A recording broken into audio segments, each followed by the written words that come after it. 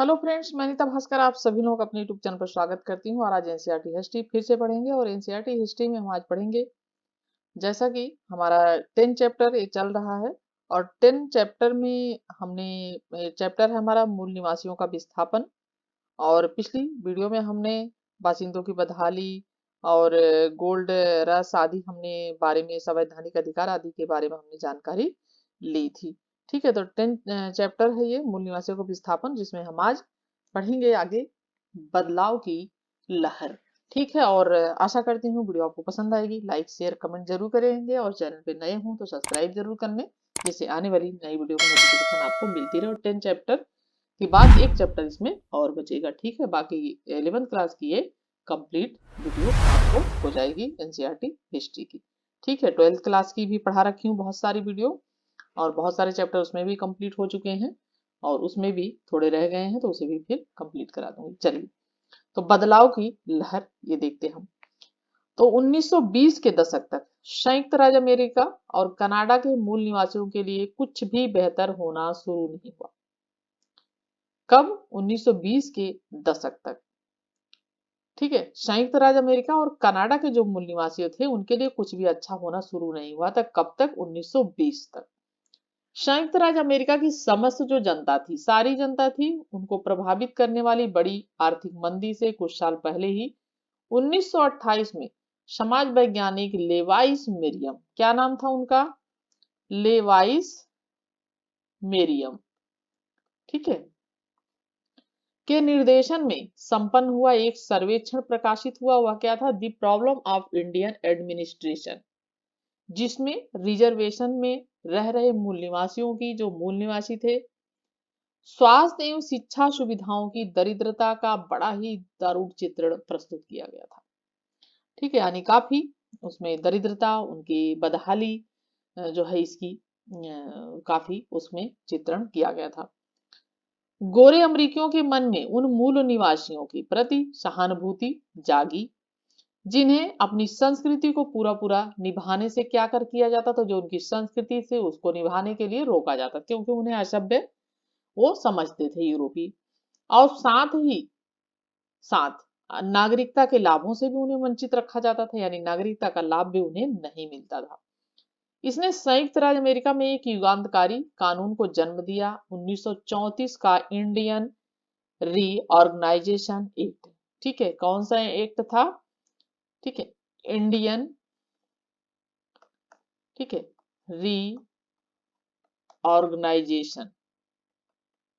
ठीक है, organisation act, ठीक है, एक्ट। तो इसमें जिसके द्वारा रिजर्वेशन में मूल निवासियों को जमीन खरीदने और ऋण लेने का अधिकार उसके द्वारा हासिल हुआ, यानी वो जमीन खरीद सकते थे और उन्हें ऋण भी लेने का अधिकार प्राप्त हुआ, यानी कर्ज भी वो ले सकते थे। इससे पहले उनको ये भी अधिकार नहीं दिया जाता था। 1950 और 60 के दशक की बात है। ठीक है, उन दशकों में संयुक्त राज्य और कनाडा की सरकारों ने मूल बाशिंदों के लिए किए गए विशेष प्रावधानों को खत्म करने पर इस उम्मीद से विचार किया है, यानी जो मूल बाशिंदे थे, कनाडा की सरकारों ने क्या किया, उनके लिए जो विशेष प्रावधान थे उनको खत्म करने पर इस उम्मीद से विचार किया कि इससे वे मुख्य धारा में शामिल होंगे, यानी जो मुख्य धारा है इससे क्या होंगे, वो उसमें शामिल होंगे और वे यूरोपीय संस्कृति को अपनाएंगे। ठीक है, और क्या करेंगे, वो यूरोपीय जो संस्कृति है उसको अपनाएंगे। लेकिन मूल बाशिंदे ऐसा नहीं चाहते थे, वो अपनी संस्कृति से लगाव रखते थे, अपनी संस्कृति से प्यार करते थे। जैसे कि हम इंडियन अपनी संस्कृति से प्यार करते हैं। जब ब्रिटेन वासी ईसाई धर्म का प्रचार आदि कर रहे थे तो हमारे यहाँ के लोगों ने भी उसका विरोध किया, क्योंकि वो उनकी संस्कृति को नहीं अपनाना चाहते थे। ठीक है, तो अपनी संस्कृति से सबको लगाव होता है, तो उन्हें भी अपनी संस्कृति से लगाव था और उन्होंने ऐसा करना अच्छा नहीं समझा और वो नहीं चाहते थे ऐसा करना। 1954 में अनेक मूल निवासियों ने अपने द्वारा तैयार किए गए डिक्लेरेशन ऑफ इंडियन राइट्स में इस शर्त के साथ संयुक्त राज्य अमेरिका की नागरिकता स्वीकार कर ली कि उनके जो रिजर्वेशन है वो वापस नहीं लिए जाएंगे, यानी उन्हें जो रिजर्वेशन दिया गया था वो क्या होगा, उनको वापस नहीं किया जाएगा और उनकी परंपराओं में दखलंदाजी भी नहीं की जाएगी। कुछ ऐसी ही चीजें कनाडा में भी हुई। 1969 में सरकार ने घोषणा की। कब की? 1969, 1969 में कनाडा सरकार ने क्या करी? घोषणा की कि आदिवासी अधिकारों को मान्यता नहीं देगी। यानी जो आदिवासी अधिकार हैं उनको मान्यता नहीं देगी। और मूल निवासियों ने सुसंगठित तरीके से क्या किया? इसका विरोध करते हुए जो है धरना, प्रदर्शन, ठीक है, और वाद विवादों की एक पूरी पूरी जो है श्रृंखला को आयोजित किया। 1982 में एक संवैधानिक धारा के तहत मूल निवासियों ने मौजूदा आदिवासी जो थे उनके अधिकारों और समझौता आधारित जो अधिकारों थे उसको स्वीकृति मिलने तक यह सवाल हल नहीं हो पाया था। ठीक है, कब तक? 1982 की बात है।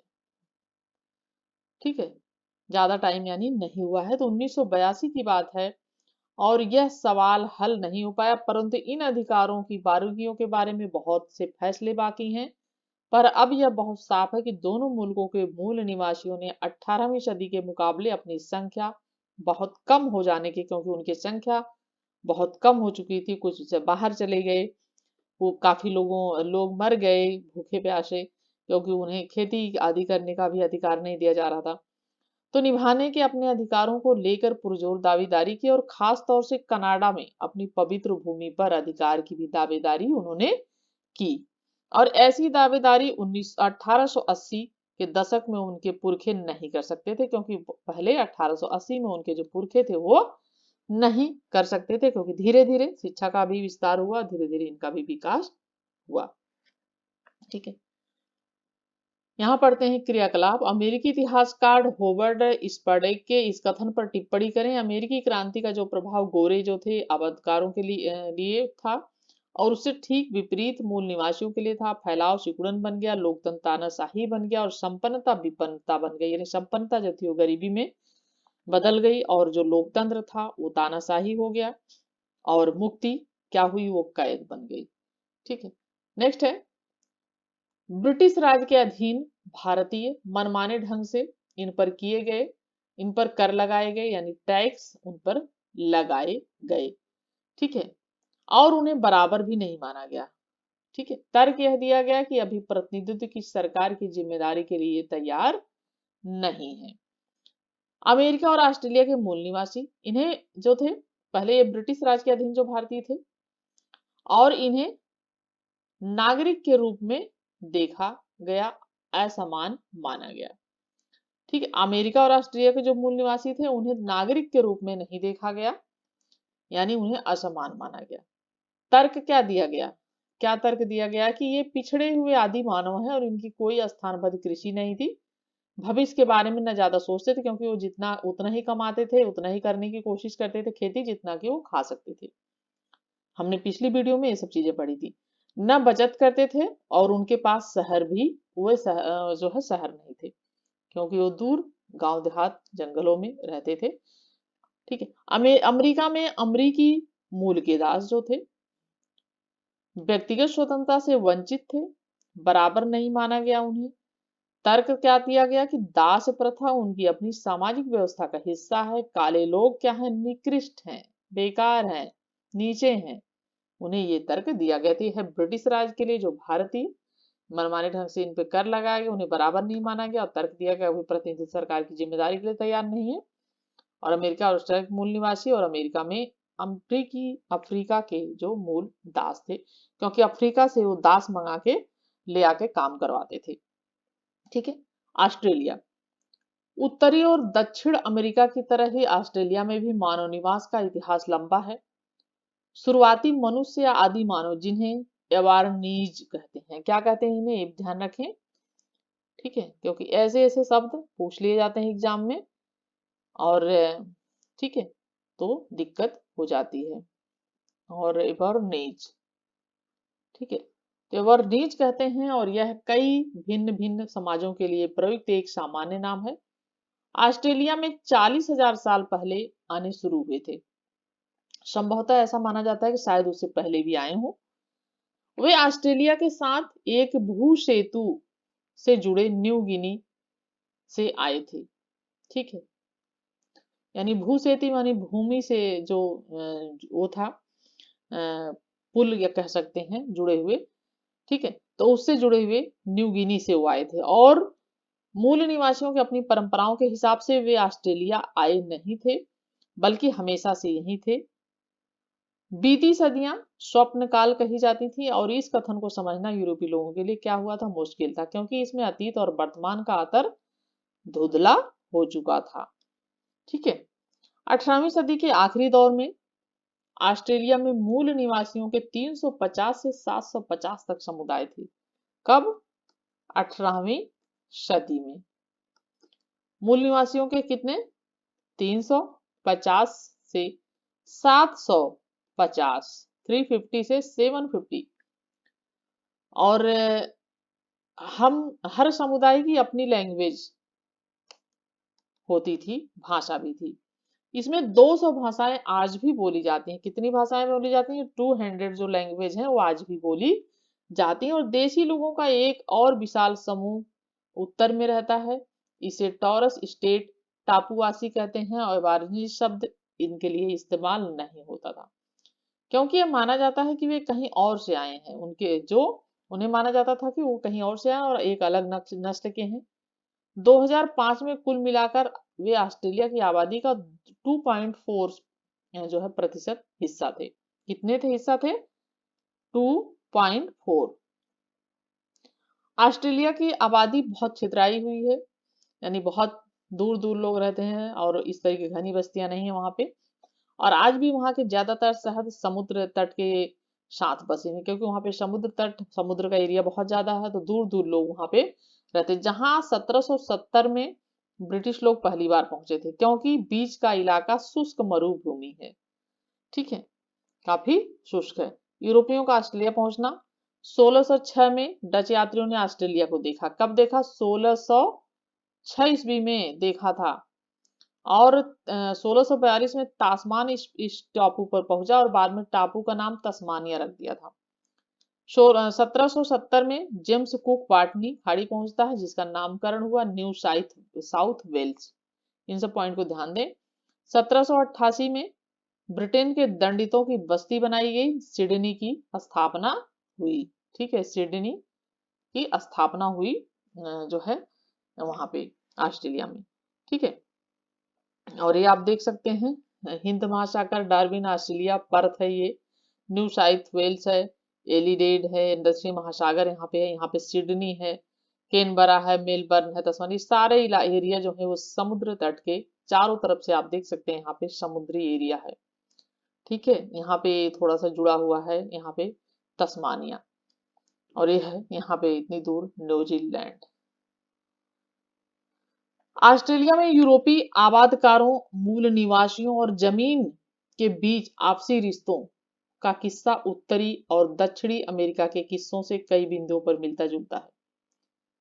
ठीक है, हालांकि इसकी शुरुआत 300 साल बाद हुई थी। कितने 100 साल बाद हुई थी? 300 साल बाद। मूल निवासियों के साथ हुई मुलाकात को लेकर कैप्टन कुक, ठीक है, कौन? कैप्टन कुक और उसके जत्थे के आरंभिक ब्यौरे जो मूल निवासियों के दोस्ताना व्यवहार के बारे में उत्साहपूर्ण है। लेकिन जब एक मूल निवासी ने कुक की हत्या कर दी थी, एक मूल निवासी ने कैप्टन कुक की हत्या कर दी थी, हवाई में, ऑस्ट्रेलिया में नहीं, हवाई में करी थी उन्होंने और ऑस्ट्रेलिया में नहीं की थी, तब ब्रिटिशों का रवैया पूरी तरीके से धीरे धीरे क्या हुआ? उलट गया। जैसा कि प्राय होता आया है, इस तरह की एक घटना औपनिवेशिक ताकतों द्वारा बाद में दूसरों के खिलाफ किए गए हिंसक व्यवहार का औचित्य साबित करने के लिए इस्तेमाल की गई। सिडनी के इलाके का एक वर्णन 1790। ब्रिटिशों की उपस्थिति ने आदिवासियों के उत्पादन को नाटकीय ढंग से अस्त व्यस्त कर दिया। हजारों भूखे मुखों के आने के, जिनके पीछे सैकड़ों और आए। स्थानीय खाद्य जो संसाधन से उस पर दबाव बढ़ा, जो स्थानीय, क्योंकि उतने जगह होता नहीं था जितने के लोग आ गए। तो दारुक लोगों ने क्या कहा जाता था उन्हें? दारुक। इसके बारे में क्या सोचा होगा? उसके लिए पवित्र स्थानों को इतने बड़े पैमाने पर विनाश और जमीन के प्रति विचित्र हिंसक बर्ताव समझ से परे थे, और वे नागंतुक बिना वजह पेड़ों को काटते जाते थे। जो पेड़ थे उनको काट रहे थे। यह बिना इसे वजह इसलिए जान पड़ता था क्योंकि उन्हें न डोंगी बनानी थी, न ही जंगली शहद इकट्ठा करना था, ना ही उन्हें जानवर पकड़ने थे, क्योंकि ये सब काम जो वहां के मूल निवासी होते थे वो सब करते थे। पत्थरों को हटाकर उनका चट्टा लगा दिया गया, मिट्टी खोदकर इसे आकार देकर फेंक दिया गया, जमीन में गड्ढे बना दिए गए और बहुत भारी भारी भरकम इमारतें तैयार कर दी। पहले पहल उन्होंने इस सफाई की तुलना किसी पवित्र अनुष्ठानिक भूमि के निर्माण से की होगी। उन्हें ऐसा लगा होगा कि इसे जो है इस तरीके से सफाई की जाए। संभवतः उन्होंने सोचा कि एक विशाल कर्मकांडी जलसा होने जा रहा है और यह एक खतरनाक धंधा होगा जिससे उन्हें पूरी तरह दूर रहना चाहिए। और इसमें कोई संदेह नहीं कि उसके बाद दारूक उन बस्तियों से बचकर रहने लगे और राजकीय अपहरण ही उन्हें वापिस लाने का एकमात्र तरीका बचा था। ठीक है। यूरोपीय लोगों के आगमन को सभी मूल बासिंदों ने खतरे की तरह नहीं देखा। जो यूरोपीय लोगों का आगमन था उन्हें सभी जो मूल वहां के निवासी थे उन्होंने उसे खतरा नहीं समझा। वह यह अनुमान नहीं लगा पाए थे कि 19वीं और 20वीं सदी के दरमियान यानी सदी के आसपास कीटाणुओं के असर से अपनी जमीनें खोने के चलते आबादकारों के साथ हुई जो लड़ाइयां हुई थी उसमें 90% मूल बासिंदों को अपनी जान गंवानी पड़ी थी।